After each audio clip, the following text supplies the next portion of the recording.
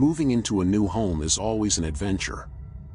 My family and I had been looking forward to it for months.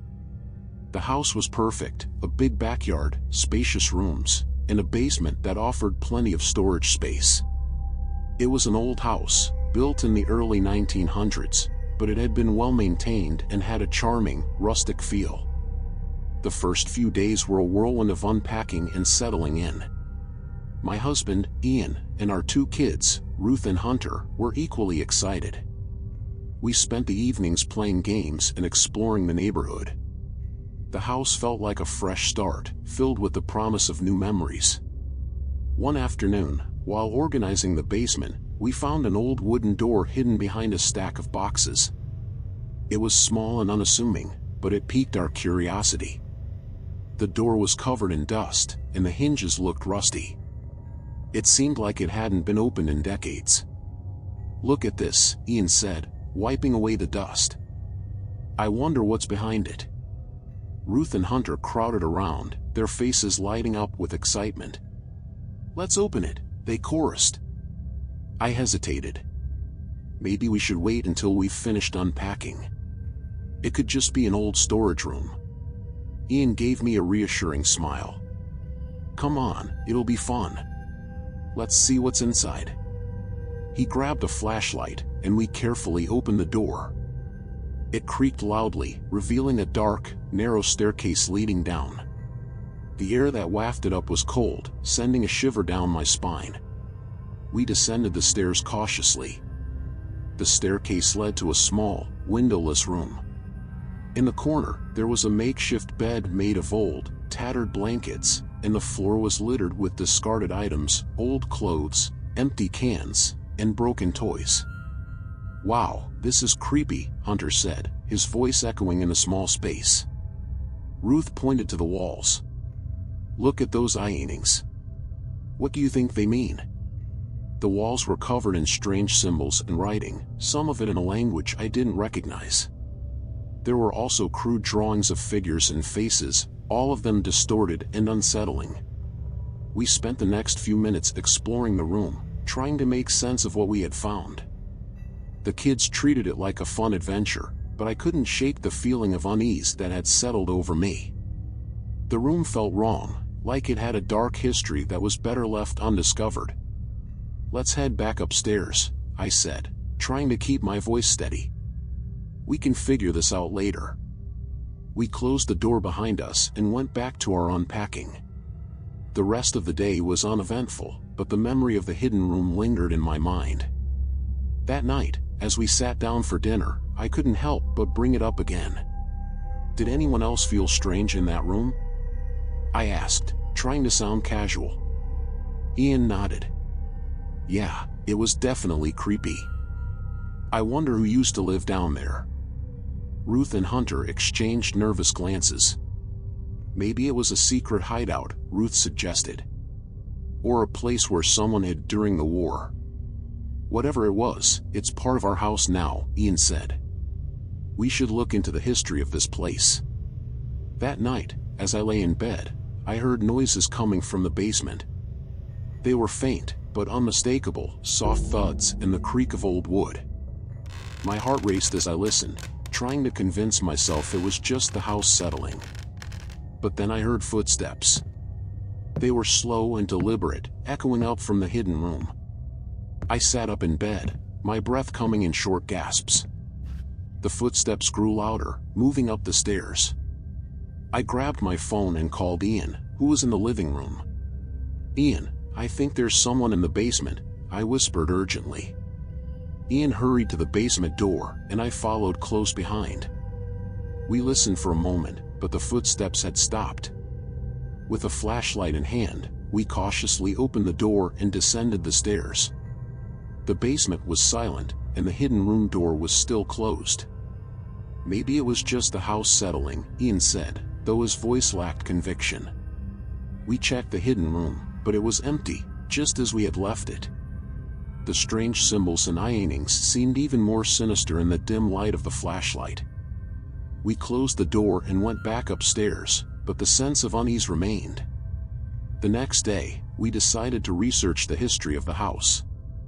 We visited the local library and found old records and newspaper articles about the previous owners.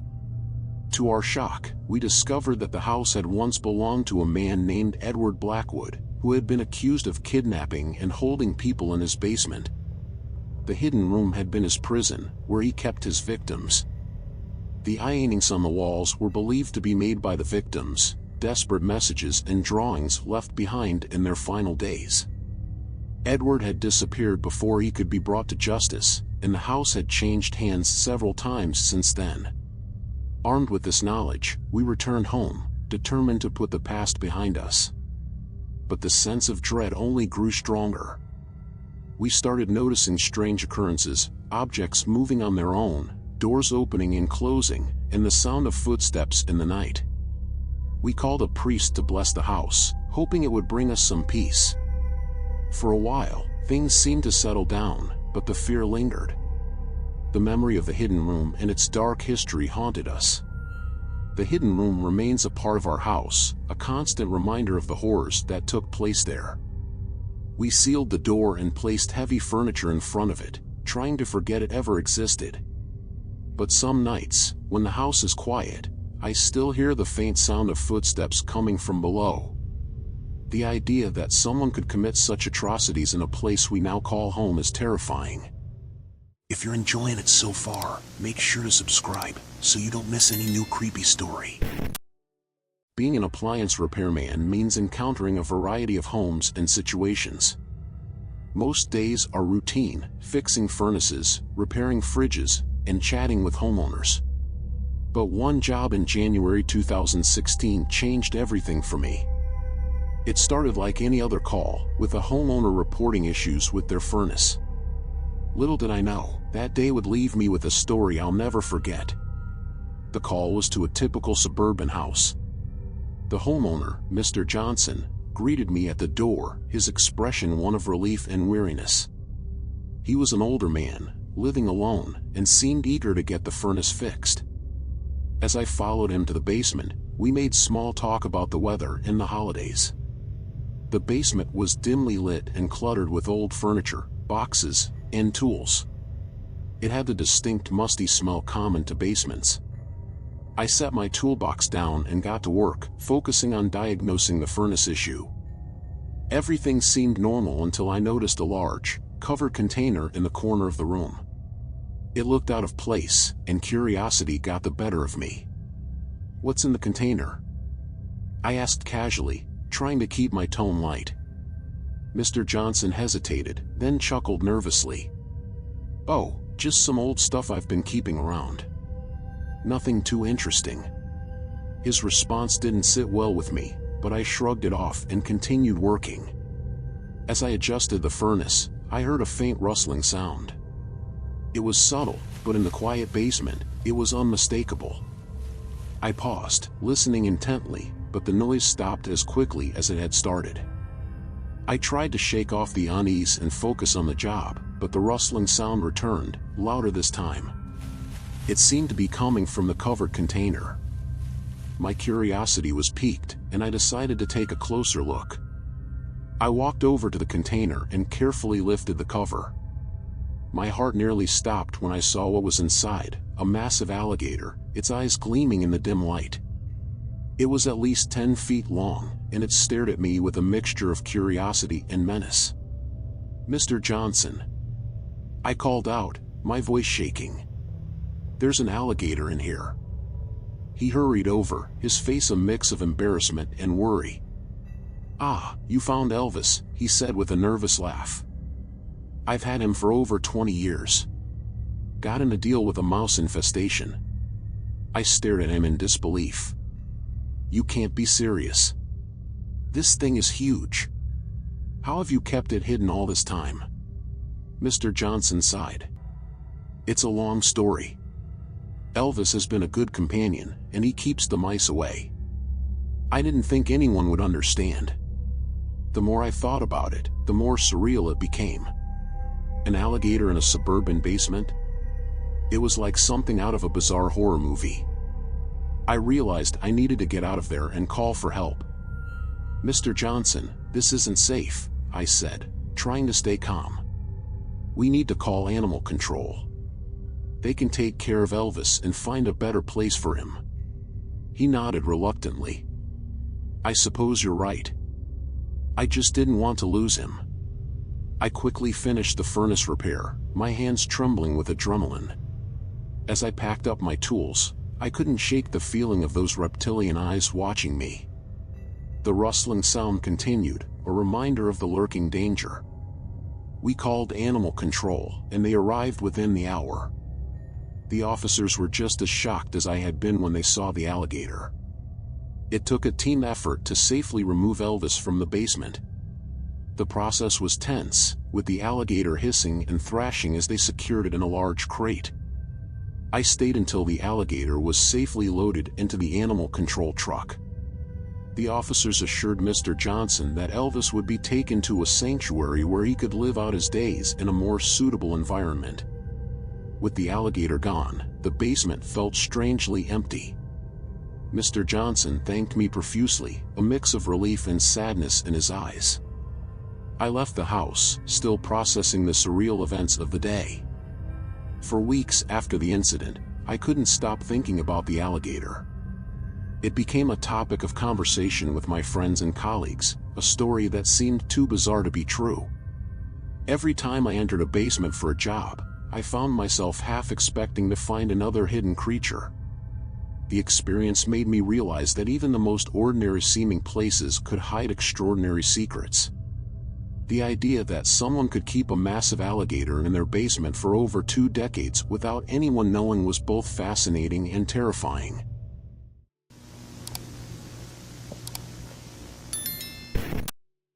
Living with friends was supposed to be the perfect arrangement. We were a close-knit group, and the house we found was spacious and affordable. It had a big backyard, a cozy living room, and a basement that we used mostly for storage. The first few weeks were a blur of laughter, late-night movie marathons, and weekend barbecues. It felt like an endless sleepover. One Saturday morning, we decided to do some cleaning and organizing. The basement was our target. It had become a dumping ground for boxes and old furniture. My friends, Alex and Jamie, and I started sorting through the mess, joking and reminiscing about the things we found. The basement was dimly lit and a bit musty, but it was large and had plenty of space for storage. We were halfway through the cleanup when Alex stumbled upon a small hatch hidden behind a stack of old boxes. It looked like it hadn't been opened in years. "Hey, check this out," Alex called, pointing at the hatch. "Think there's treasure down there?" Jamie laughed. "More like spiders and dust." Curiosity got the better of us, and we decided to open it. The hatch creaked loudly, revealing a narrow crawl space. It was dark and cramped, but I could see something glinting in the shadows. "Hold on, let me get a flashlight," I said, running upstairs to grab one. When I returned, we all peered into the crawl space, the flashlight beam cutting through the darkness. There, tucked away in a corner, was a black canvas duffel bag. It was covered in dust and cobwebs, and it looked like it hadn't been touched in years. My heart raced with a mix of excitement and unease as I reached in and pulled it out. The bag was heavy and made a dull thud when I set it on the floor. We gathered around it, our faces illuminated by the flashlight's beam. "Should we open it?" Jamie asked, her voice tinged with nervousness. "Of course," Alex replied. "It's probably just old clothes or something." I unzipped the bag slowly, the sound echoing in the silence. What we found inside was far from ordinary. The first thing I pulled out was a black ski mask, followed by another one. My heart began to pound harder. Why would someone have ski masks hidden down here? Jamie asked, her voice shaking. I reached in again and pulled out a large hunting knife. The blade was sharp and gleamed menacingly in the flashlight's beam. My hands started to tremble as I set it down carefully. "Guys, this is starting to freak me out," I said, trying to keep my voice steady. Alex looked worried too. "Let's see what else is in there." The last item was a single black leather glove. It was worn and fit for a man's hand. I held it up, and we all stared at it in silence, the reality of the situation sinking in. "We need to call the police," Jamie said, her voice barely above a whisper. I nodded, and we quickly put everything back into the bag. I grabbed my phone and dialed 911, explaining what we had found. The operator assured me that officers would be on their way. As we waited, the atmosphere in the basement grew tense. Every creak and groan of the house seemed amplified, and I couldn't shake the feeling of being watched. The minutes felt like hours until we heard the sound of sirens approaching. The police arrived and took our statements. They carefully examined the contents of the bag, their expressions growing more serious with each item. One of the officers, a stern-looking woman, asked us if we had noticed anything unusual in the neighborhood. "No," I replied, my voice trembling. "But we've only lived here for a few weeks." The officers took the bag and promised to investigate further. They advised us to be cautious and to report anything suspicious. As they left, I felt a mix of relief and lingering fear. The next few days were tense. We tried to go about our normal routines, but the discovery in the basement cast a shadow over everything. I found myself double-checking the locks and peering out the windows at night, unable to shake the feeling of unease. Then, one evening, as we were having dinner, there was a knock at the door. My heart skipped a beat as I opened it to find the stern-looking officer standing there. "We've identified the items in the bag," she said, her tone serious. "They were linked to a series of home invasions and assaults in the area about a decade ago. The suspect was never caught." The revelation sent chills down my spine. The thought that we had stumbled upon evidence from unsolved crimes was horrifying. The officer assured us that they were reopening the case and would keep us informed. In the following weeks, the police presence in the neighborhood increased. And we took extra precautions, but the fear lingered. The sense of safety and normalcy in our home had been shattered.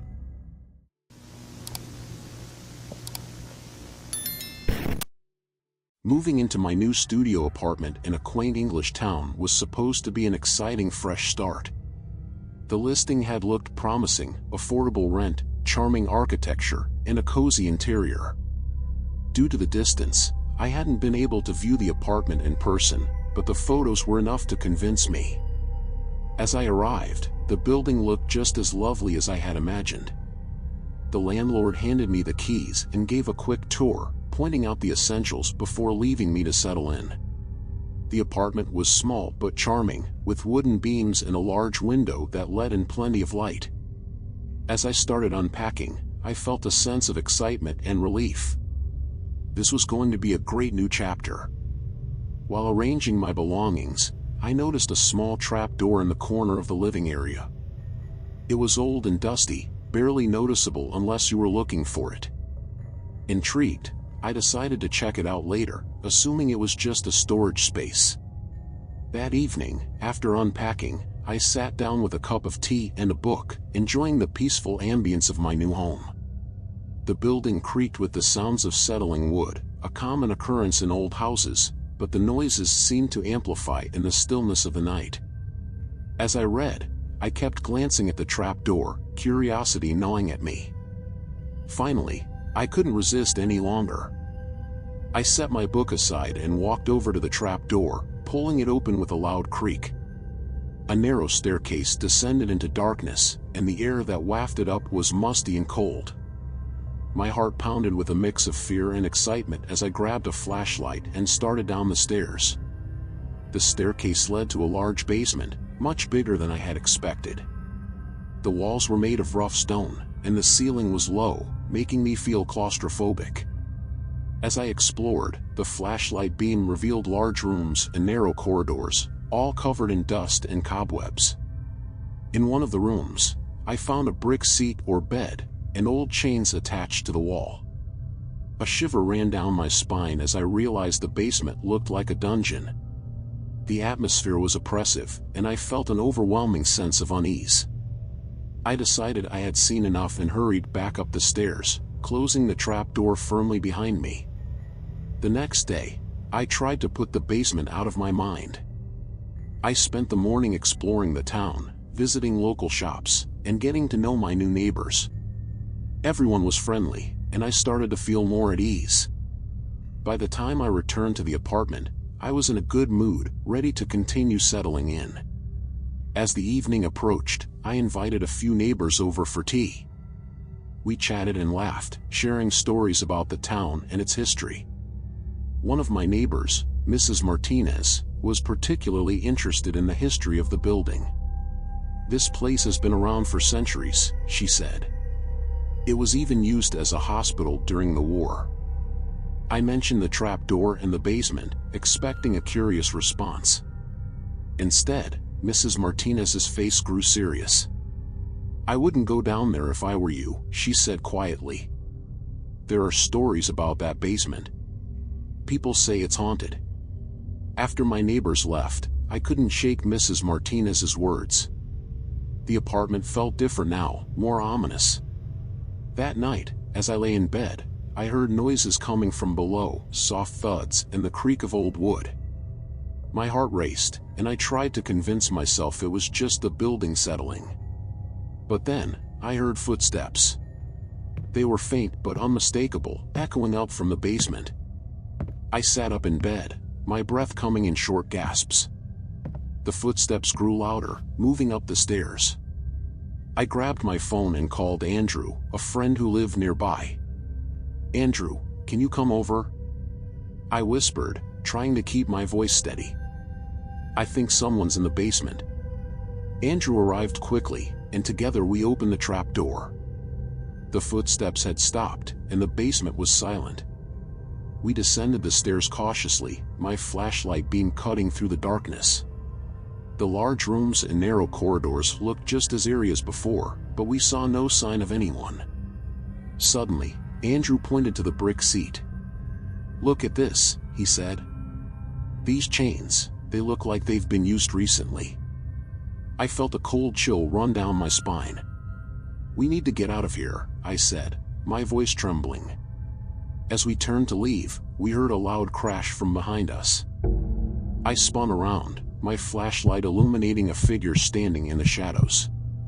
It was a man, dressed in old, tattered clothes, his eyes wild and frantic.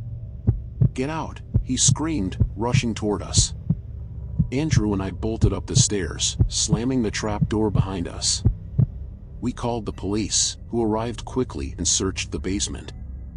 They found signs that someone had been living down there, but the man was gone. The police advised me to find another place to stay, and I didn't need any convincing. I packed my belongings and moved out the next day, leaving the eerie apartment behind. The experience left me shaken, and I couldn't stop thinking about the man in the basement.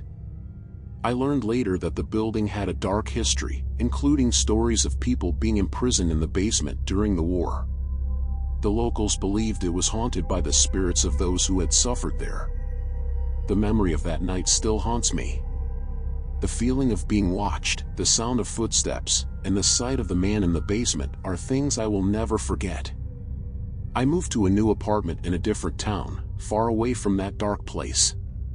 To this day, I don't know who the man was or why he was living in the basement. The fear and anxiety I felt in that apartment have left a lasting impression on me. I am much more cautious now, always careful about where I choose to live. Be careful where you decide to call home.